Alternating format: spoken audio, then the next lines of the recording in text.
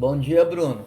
Tudo bem? Fiquei muito feliz com o convite recebido para essa entrevista sobre o tema tão relevante que é esse fenômeno da elevada litigiosidade no Brasil e o consequente congestionamento e morosidade da máquina do Poder Judiciário. É louvável que esse tema esteja sendo debatido aí no âmbito acadêmico que tu frequentas, porque será a partir de uma nova visão dos futuros operadores do direito, como será você, que nós poderemos ter uma justiça melhor para o Brasil, melhor estruturada e mais eficaz na concretização dos direitos sociais e no atendimento, portanto, da população, né? Aproveito aqui para te agradecer e agradecer também a minha irmã, Maria Salete, que é uma militante operadora do direito aí em Joinville, reconhecida muito por sua competência e profícua atuação na área previdenciária, por ela ter me colocado nessa tarefa de dar a você a minha modesta contribuição a esse relevante tema.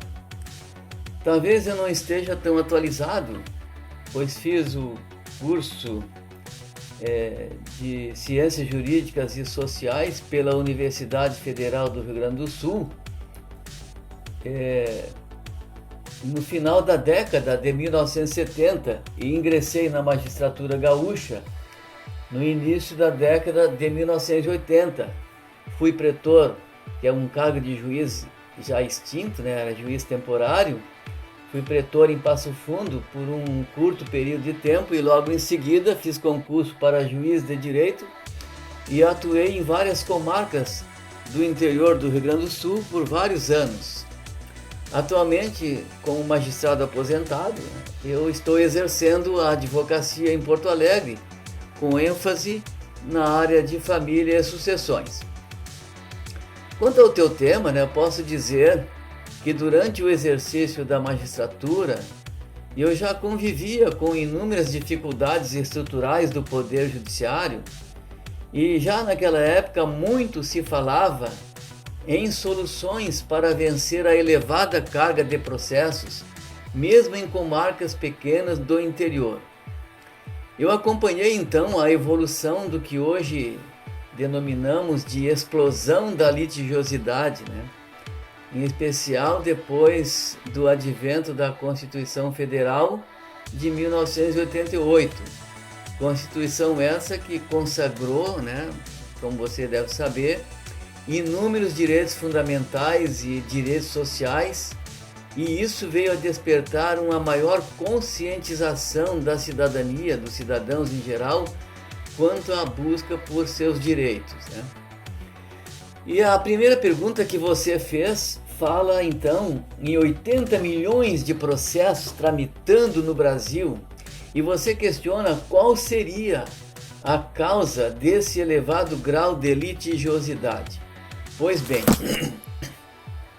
em verdade, esse número é bem maior, Atualmente, segundo o Conselho Nacional de Justiça, e eu acompanho isso por interesse na magistratura, o volume de processos no Brasil atualmente já está na casa dos 100 milhões.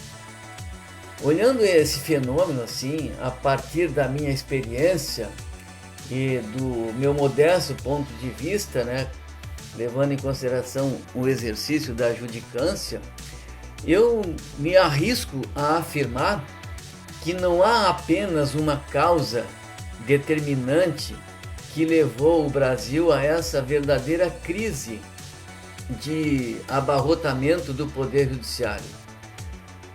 Creio que seria muito fácil dizer, como muito se ouve por aí, que a morosidade no julgamento dos processos vem apenas dos inúmeros problemas estruturais do Poder Judiciário que afeta a produtividade dos magistrados, ou que essa causa seria pela falta de respeito aos direitos sociais, ou ainda que isso aumentou por causa da conscientização do cidadão sobre seus direitos a partir então da Constituição de 88.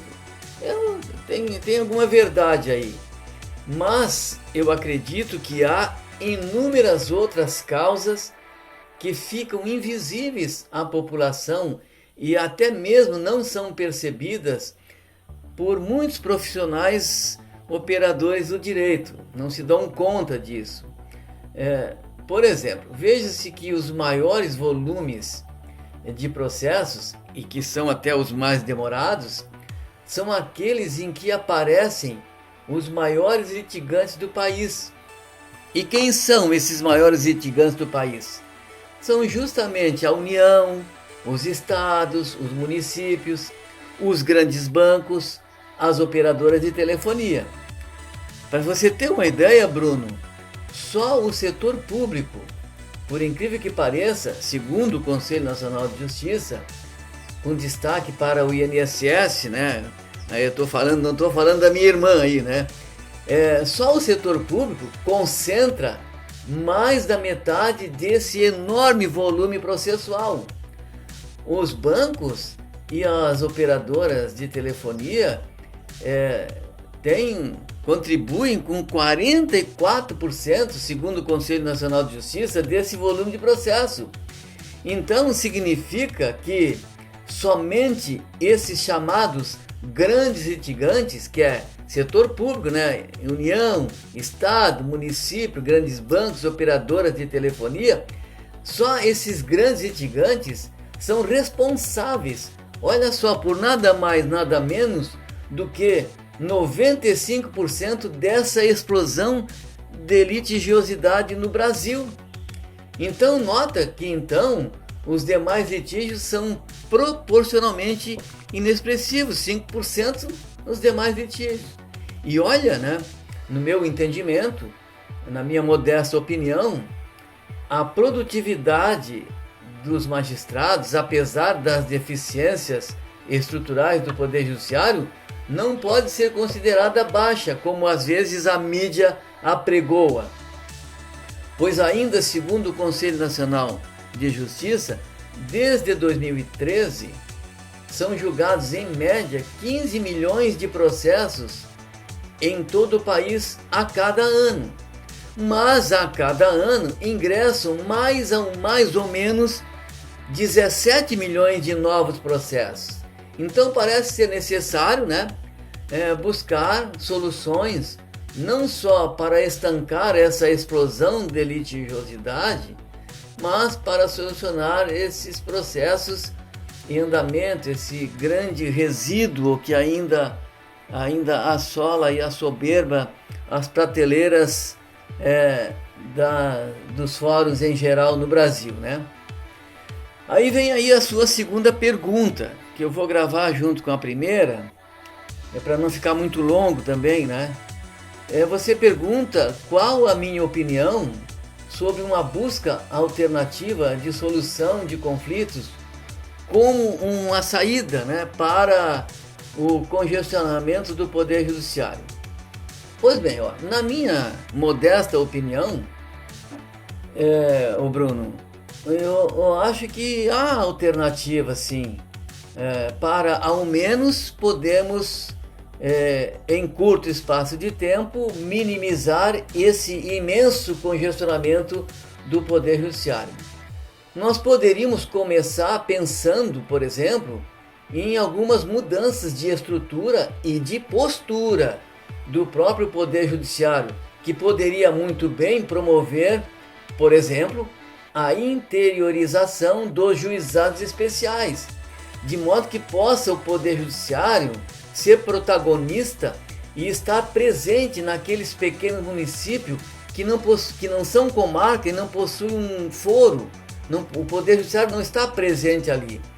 Se fizermos essa interiorização, facilitaríamos o acesso à justiça, valorizaríamos a autocomposição, de modo a evitar mais processos nas comarcas, mais recursos e mais dispêndios aos cidadãos, que até nem precisariam se deslocar desses municípios longínquos até a sede das comarcas.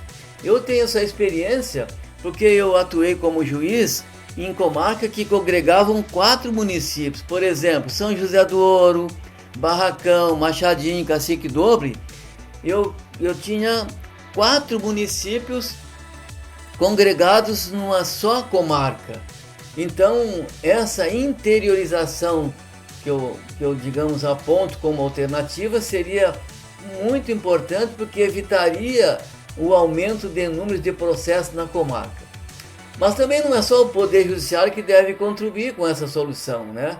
Eu acho que a partir até das universidades deveria haver investimento na formação de profissionais mais voltados a uma cultura de paz, a uma cultura de conciliação. Então as universidades poderiam estar estimulando o estudo de métodos alternativos de resolução de conflitos. Neste ponto, aliás, Bruno, eu parabenizo você, o seu professor, a sua universidade, por esse trabalho que já revela essa preocupação, que é importante, né, que os profissionais novos que estão saindo das universidades já entrem no mercado de trabalho com essa mentalidade, essa nova mentalidade de buscar uma cultura de paz, de conciliação. Mas é preciso também, né, nós contarmos com uma legislação mais aperfeiçoada. Essa é outra alternativa, né? Por exemplo, é preciso coibir excessos de recursos que sejam protelatórios. É preciso alterar também algumas regras processuais, como, por exemplo, né, incluir a exigência de uma prévia conciliação entre as partes antes de entrar na justiça, como se fosse assim uma condição para poder ingressar na justiça, claro, quando se tratar de direitos disponíveis. E olha, e principalmente quando essas causas de direitos disponíveis envolverem as partes que nós chamamos anteriormente de grandes litigantes, né? Como já dissemos antes. Eu acho ainda que é preciso promover um pouco mais um processo de desjudicialização. O que é isso? Muitos processos, muitas causas podem ser tiradas do volume da justiça e endereçadas para tabeliães, para tabelionados, como já acontece, né, com inventários e arrolamentos, divórcios, né? Então, incrementar mais isso. Por exemplo, uma ideia que eu tenho, e na minha experiência agora como advogado, seria aqueles processos em que tem um testamento e tem um inventário a fazer. Poderia muito bem o testamento ser feito na justiça, porque cabe ao juiz abrir e mandar registrar o testamento, mas depois disso, se os herdeiros forem capazes e estiverem de acordo, poderão promover a partilha, o inventário e a partilha propriamente dito num tabelionato, não haveria problema nenhum. Então essa mudança na lei, no meu entendimento, está caindo de maduro. É preciso fazer para já, né? Então essa desjudicialização poderia ser promovida de imediato. Até, por exemplo, a partilha em ação de divórcio poderia ser feita mesmo tendo filhos menores, desde que as questões de alimentos, de guarda, já estejam resolvidas na justiça. Não tem por que fazer a partilha na justiça se já essas outras questões estão resolvidas. Existem outras alternativas, é evidente, né? Até, perdão da expressão, outras opções, né? Mas creio que essas medidas assim que eu estou pensando aí para a tua entrevista, se forem realmente implementadas, os resultados serão muito eficazes. E assim poderíamos ter um poder judiciário mais voltado para a solução daqueles conflitos residuais em que haja realmente a necessidade da intervenção do magistrado. Eu acho que daí nós poderíamos obter uma maior produtividade da magistratura e, consequentemente, nós poderíamos contribuir muito com o descongestionamento do Poder Judiciário. Vamos à terceira pergunta. Agora você me pergunta se eu acredito que o direito no Brasil atende às expectativas da população por justiça. Olha, a partir do quadro que eu comentei antes, na primeira parte da entrevista, parece evidente que o direito positivado no Brasil está muito distante ainda de atender às expectativas da população em termos de justiça. Eu entendo ser necessário aperfeiçoar o sistema jurídico, tem que atualizá-lo, tem que implementar um pouco mais ou bem mais tecnologia para que todos os processos, por exemplo, possam tramitar eletronicamente e com mais celeridade, porque celeridade também diz com justiça, né? Eu digo isso porque o sistema antigo de processos físicos é também motivo de muita morosidade do Poder Judiciário. Agora, com a pandemia que assolou o nosso país, nós verificamos que os processos físicos ficaram totalmente paralisados. No Rio Grande do Sul, por exemplo, a migração dos processos físicos para o sistema virtual encontra-se muito atrasada em relação a outros estados do nosso país. Paralisou cerca de 70% do andamento dos processos. Então, diante de um quadro desse, né, nós podemos dizer que fica até difícil conceituar a justiça, dando um conceito ideal, né?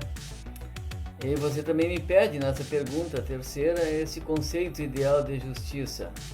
Eu até poderia dizer assim, que no plano teórico existiram e existem várias concepções que são debatidas em torno aí do conceito de justiça. Desde os romanos, você deve ter estudado isso, né? Já se construiu uma noção de justiça que seria aquela sabida e consabida, né? Dar a cada um o que é seu, seria justo isso. Mas a grande questão desse ditado romano, né?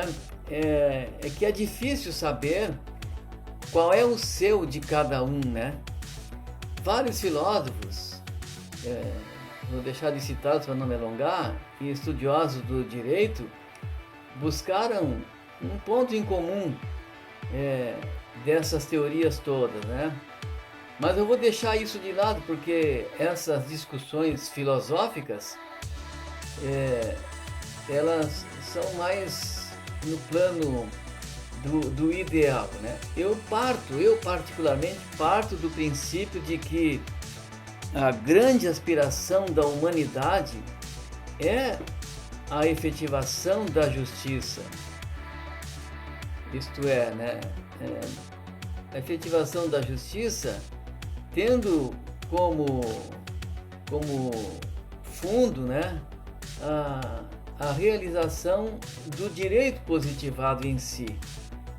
Mas eu me lembro, né, do conceito de justiça que eu aprendi na faculdade com a lição do professor gaúcho Armando Câmara, já é falecido agora.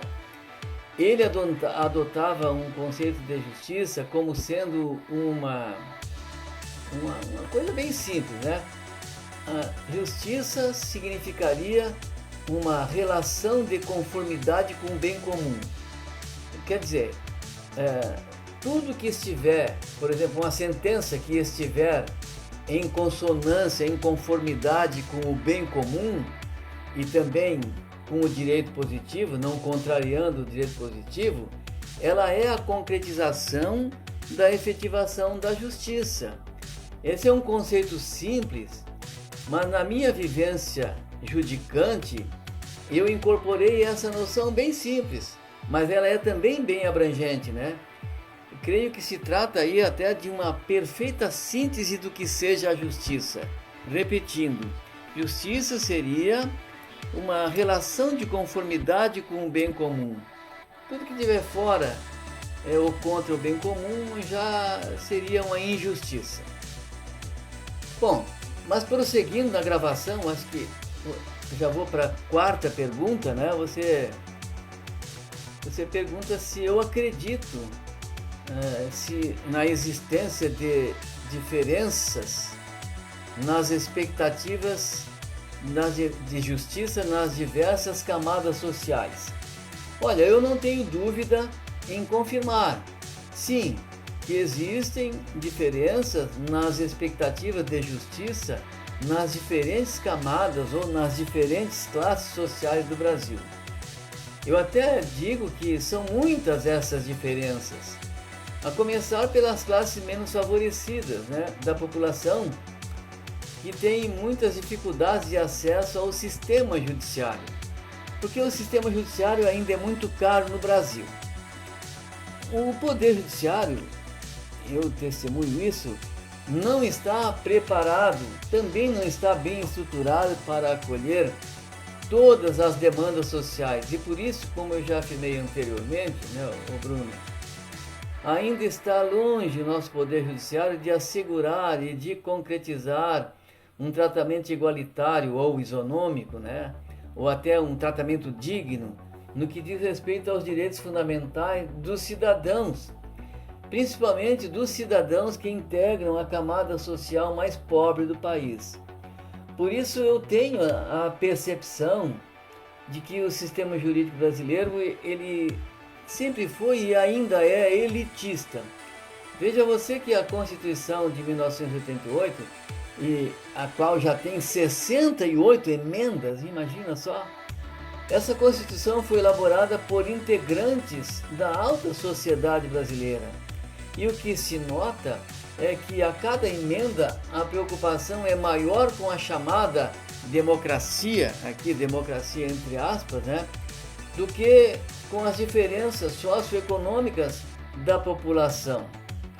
Com isso, né, as pessoas menos afortunadas deixam de buscar o Poder Judiciário não só por falta de recursos, mas também por falta de conhecimento, por ausência ou até mesmo pela falta de confiança na própria justiça, pela demora na solução dos litígios. O direito no Brasil, infelizmente, né, ainda é dominado pelas classes dominantes.